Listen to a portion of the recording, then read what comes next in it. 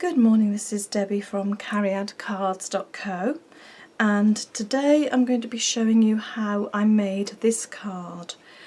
It's very shiny and sparkly when you see it in real life. I'm hoping that the camera will pick that up. It's I've used silver embossing powder on this, and it really does give it a stunning looking effect for a card that's actually very straightforward and simple to make. Right, so I start off with a 6" by 6" card blank that I just buy in a pack of ready-made card blanks, fold it in half, and then I've cut some pool party cardstock. I cut that to 14 centimetres by 14 centimetres or 5.5 inches by 5.5 inches. Don't worry about the measurements, I will put them on my blog for you. Put that aside for the time being, we don't need that until the end. And then a piece of Whisper White card cut to 13.5 centimetres by 13.5 centimetres or 5.25 inches by 5.25 inches, 5.25 inches. So that's what we're going to be working on. Now I'm going to use the Swallowtail Stamp in order to get this beautiful butterfly on here. This is the set. I've got the wood mounted version, and it is a huge stamp. Look at the size of it, absolutely huge. And it really is one of those stunning stamps. You don't need to do a lot with it to get an incredibly beautiful effect. So Swallowtail. Now what I did was embossed onto here. So first of all I'm going to start off by cleaning my card with my embossing buddy. Now the reason that you do this is because you've been handling this card to cut it, and you could easily have greasy finger marks on there without realising, and also any static build up on it. All of that will attract embossing powder. It will just stick to anywhere it possibly can, so that cuts down the possibility of getting lots of stray embossing powder where you don't want it. So always try to give it just a quick rub over. I'm just touching that at the edges just to move it out of the way for a moment, because I want to ink up my Swallowtail stamp. Excuse all the mess, I do tend to make a bit of a mess in my wood stamps, but that does not affect the actual stamp itself. Right, to do embossing you really need a specialist embossing ink pad. There are many on the market. I tend to use Versamark as I find I get a really good quality effect with that. So ink this up well.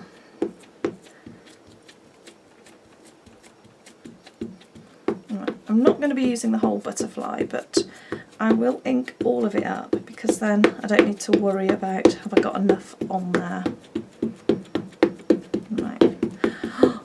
Do go a bit overboard on that. Never mind. Okay, and I have my foam pad and just some spare card just to keep the pad clean. If you have a look here, I've got the butterfly at an angle with part of that wing cut off. Just to, it's difficult to fit the whole of it on to a 6x6 card, and that makes it look as though it fits really well, gives it a really nice finished effect without looking like you've actually cut it off by accident. Okay, so I'm going to put that there,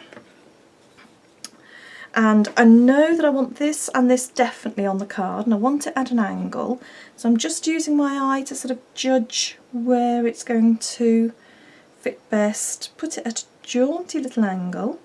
When you're happy, pop it down. It's always a bit of a moment of truth of have you got it in the right place, have you got enough on. I have a feeling I may not have enough on, but we will see. Make sure that you press it really firmly. You want good contact between the stamp and the paper, and to make sure you've got some ink, make sure you don't move the stamp at all, because if you do, you're going to get a blurred effect. Okay, now I always use a bit of spare paper or card to catch my embossing powder in. If you don't, you'll only ever do it once, and I promise you'll never do it again if you don't have a piece of paper underneath. Stampin' Up! Silver embossing powder. This is the best silver embossing powder there is on the market. I am absolutely convinced of that. I've tried many different silver embossing powders while I was learning to heat emboss, and this was a revelation the first time I used it. It just gives the most beautiful sheen and shine. I found many of the other silver embossing powders give a bit of a lumpy effect. I don't know whether it's something to do with the colour or whether it's just the quality. I don't actually know, but I would never use any other embossing powder except Stampin' Up. And I know you're thinking, oh, well, you're bound to say that, aren't you? But it's true. Right, I should have brought a little paintbrush in. I think I've got a couple of little stray marks, but overall I'm very happy with that. Make sure you don't touch the image, because at the moment this powder isn't set and it is loose. It will easily rub off. Right, carefully, just pop that back into the pot. Do not sneeze at this stage, you will end up in such a mess. Again, I speak from experience. Pop your lid back on, and I'm just going to clear away for a moment. Now I'm going to bring in my heat tool, and you are going to see the magic happen. It's just heat it up for a minute. You might struggle to hear me.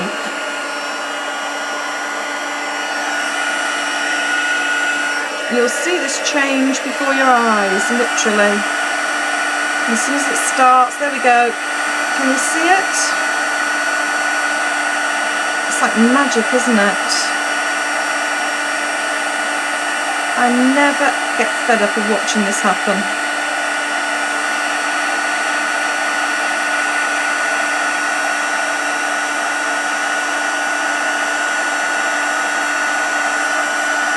Oh, this does get quite hot when you're holding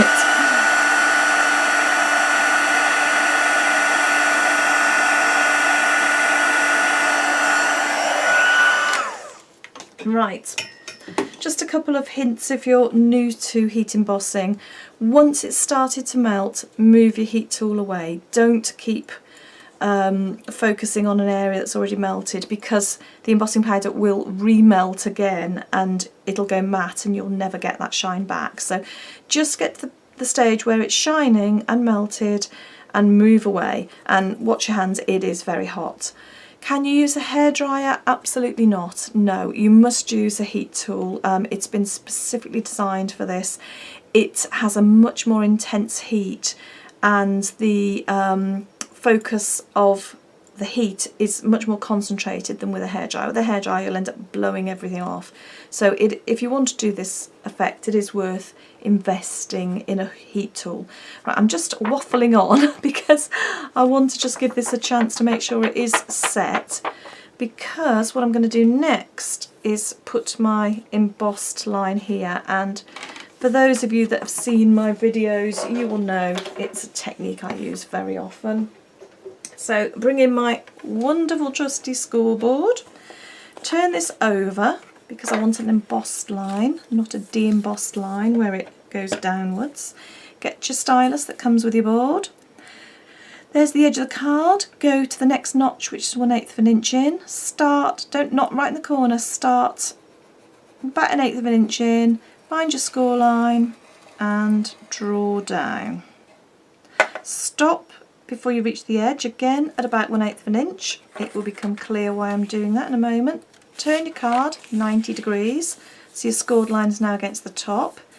Where you stopped your score line should be roughly by one of the 1/8 of an inch score lines. Draw down again, stop before the end, turn your card 90 degrees and just repeat. Look for the score line near that. Go down, stop and turn for the last line. I do love this effect. It takes what would be a fairly plain piece of card and just finishes it beautifully. Now look at that. So what I'm going to do next is put the ribbon on. So I've got a little bit of ribbon there, And this is our absolutely gorgeous silver 1/8 of an inch ribbon.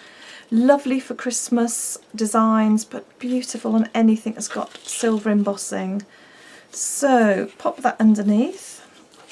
I'm going to tie a knot instead of a bow. As you know, I am not good with bows. So make sure I've got enough spare. I can always cut it if I cut it too long. Take that off. Take it behind, and I'm going to tie my knot over this end. You don't want to, there's a bit of judgment here, you don't want it too tight because it'll make the card pucker up, and you don't want it too loose or it'll just flap about. I think I've possibly got that a little bit too loose after what I just said. What am I like? I'm just wondering if I can tighten it up a bit without making you wait all day to see me finish. I'm sure you have better things to do than watch me struggle with ribbon and knots. And this has nothing to do with the quality of the ribbon, this is just my incompetence, I think, with ribbons and knots. Okay, that will do. Make sure it's roughly about equal there. You can pull this and shape it so that you can have your little tails going up, you can have them going across. You can do that quite easily just by spending a bit of time manoeuvring it around. But I'm going to leave it like that for now. Okay, so I'm going to now start assembling my card. I'm going to pop my pool party card onto there. I'm just adhering this with some glue. You can use snail, you can use double-sided tape, you can use glue, you can use whatever you prefer to attach your card stock together. Right, that will do. Such a beautiful colour, isn't it? Now, because the heat embossing has made this pucker up a little bit, it's going to be a little bit more difficult to get it to lie flat, so you'll have to bear with me. And I've also got the ribbon behind that adds a bit extra height onto it. Okay, so let's bring that over, just pop it down, and then you have to be quite quick to get it to adhere. Now this is where I should have done one of those Blue Peter things, isn't it? And here's one I did earlier, so you don't have to wait for me to get it to attach on. Right, this is probably one of those times I should have used some double-sided tape. I think it would have stuck a bit better. Normally I'd just spend the time and make sure it's stuck in every possible direction. I think I'm almost there. Right, perfect. Okay, now the last thing is just to put a little greeting or a salutation on. You could just leave it like that, perfectly beautiful to give like that.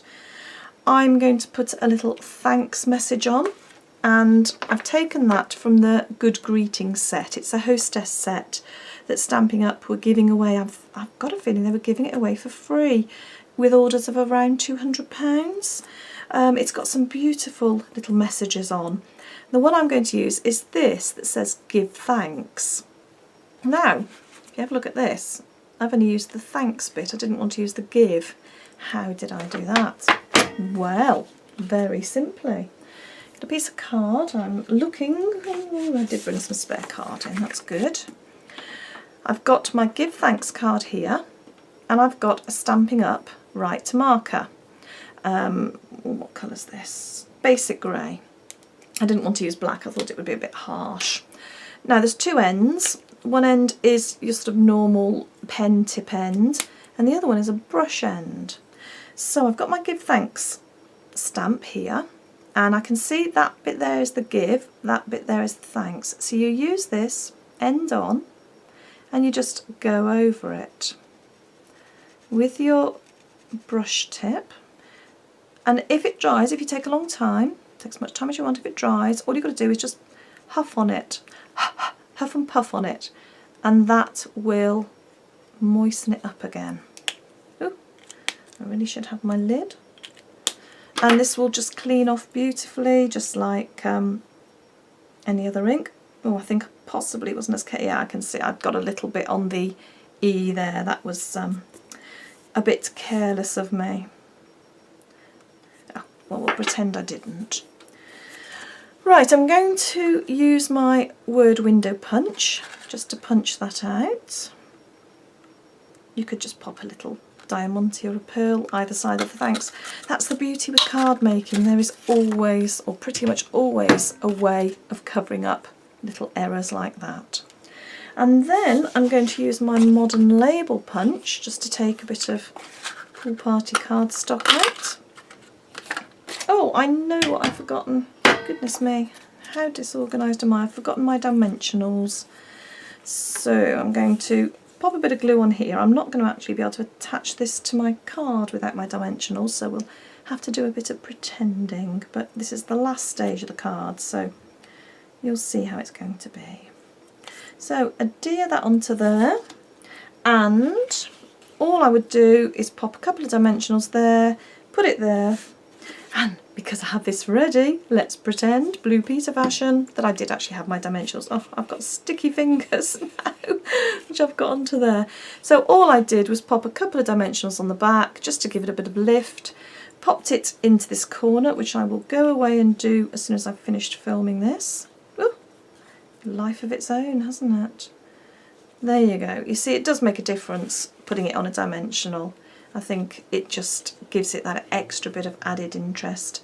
And that is how you make this really stunning but simple card. Really gorgeous, I think. I hope you like it. Thank you very much for watching me. From Debbie at cariadcards.co.